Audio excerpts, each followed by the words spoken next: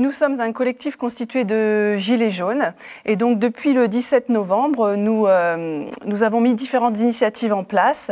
Nous avons rencontré des gens, notamment Armel Lecause qui est cofondateur de Démocratie ouverte, et cette personne-là nous a aidé à monter dans le Vaucluse des conférences sur la gouvernance, voilà, savoir si un autre système de gouvernance était possible, et il est venu nous présenter différents outils de démocratie participative, dont les Civic Tech. Les Civic Tech, ce sont des outils d'intelligence collective.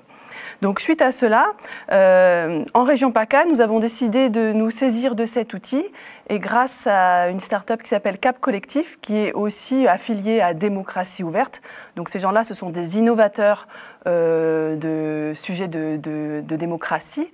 Nous avons lancé une plateforme des revendications dans la région PACA.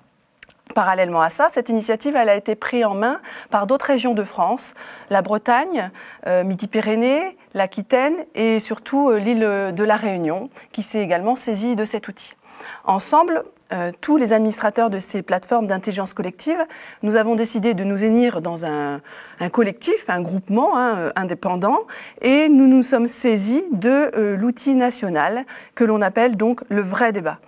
Le vrai débat, c'est une plateforme d'intelligence collective où chacun, que l'on soit gilet jaune, simple citoyen, donc gilet citoyen, chacun peut venir poster toutes ses revendications de façon complètement libre, égalitaire, transparente.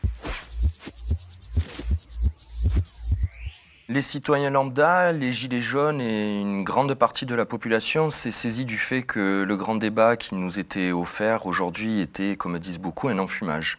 On a constaté que lorsque des débats étaient animés et proposés par le président et son équipe, comme on a pu voir dans le sud-ouest, il s'agissait de débats orientés, avec des intervenants choisis, dont les questions étaient choisies, les contestataires en étaient souvent écartés. Nous nous sommes positionnés face à cela en voulant, sans rentrer forcément dans un rapport de force, nous restons dans le dialogue, mais nous avons voulu proposer une alternative véritable dans le sens démocratique.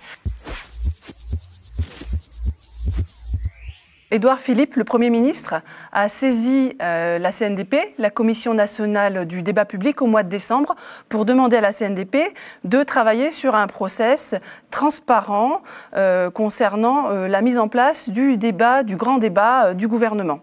Il s'avère que finalement, le gouvernement a décidé de ne pas se saisir du process proposé par la CNDP. Et donc, suite à ça, des documents ont été mis en ligne. Le process proposé par la CNDP a été donc diffusé et nous avons décidé de nous en saisir dans notre plateforme. Et c'est pour ça qu'aujourd'hui, on appelle notre plateforme le vrai débat. Ce que l'on veut vraiment souligner, c'est qu'aujourd'hui, nous avons un outil qui est incontestable par le gouvernement parce que nous utilisons exactement le même. Et notre process est incontestable puisqu'on s'appuie vraiment sur le process proposé par la CNDP. Nous voulons, nous, Gilets jaunes, faire en sorte que cet outil devienne l'outil officiel incontestable de la consultation nationale. C'est le vrai débat. Nous, on est parti sur l'idée d'ouvrir vraiment, puisque ce que les gens veulent aujourd'hui, c'est pouvoir s'exprimer. Donc, on a décidé de créer 9 catégories, 8 catégories qui regroupent à peu près tous les ministères qui sont sur le gouvernement, et un onglet qui est libre afin de permettre de parler de sujets de société, de choses comme ça.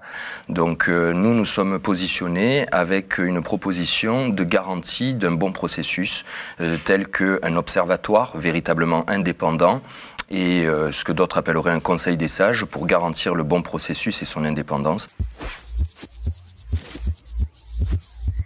On a décidé aussi dans la conception de repartir sur le process du CNDP en essayant de l'améliorer, donc avec la première phase actuellement où on est aujourd'hui, c'est une collecte de revendications.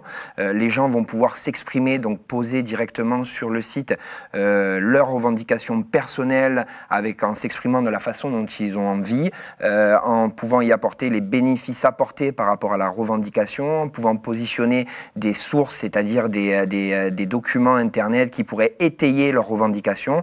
Là-dessus, on va pouvoir voter sous 3 formules. Sous la formule « Je vote », vote pour, je vote contre et je peux être mitigé aussi. Après la consultation, une deuxième phase de synthèse. Après avoir rendu publiques les données brutes, celles-ci seront confiées à un ensemble d'universitaires et de scientifiques suivant les instructions en fait du CNDP, de la Commission nationale du débat public, afin de garantir une indépendance et une transparence dans le traitement de ces données. Phase 3. Quand ces données auront été collectées et triées, nous organiserons sur l'ensemble du territoire des conférences citoyennes. Ces conférences citoyennes seront composées de personnes volontaires, de personnes qui auront donc participé sur le site du Vrai Débat et qui auront donc postulé pour pouvoir participer et co-construire ensemble des revendications opérationnelles qui ensuite, elles, pourront être portées.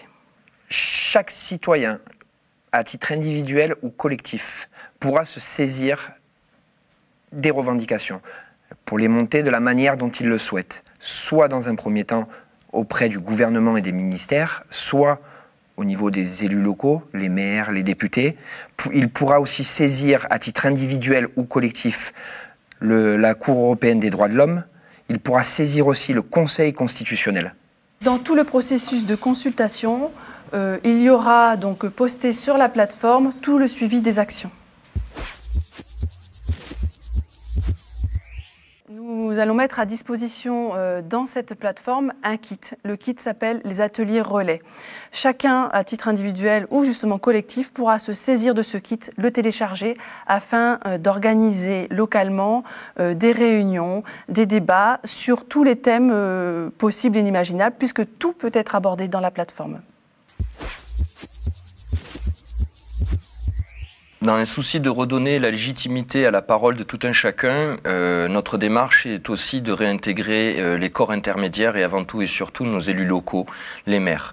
Donc nous faisons un appel aux maires via l'Association des maires de France ou des maires ruraux, afin que ceux-ci se saisissent du vrai débat que l'on propose, étant les premiers à avoir dénoncé cet enfumage qui était proposé par le gouvernement. Ainsi les maires pourront être les premiers acteurs afin de redonner la parole au peuple.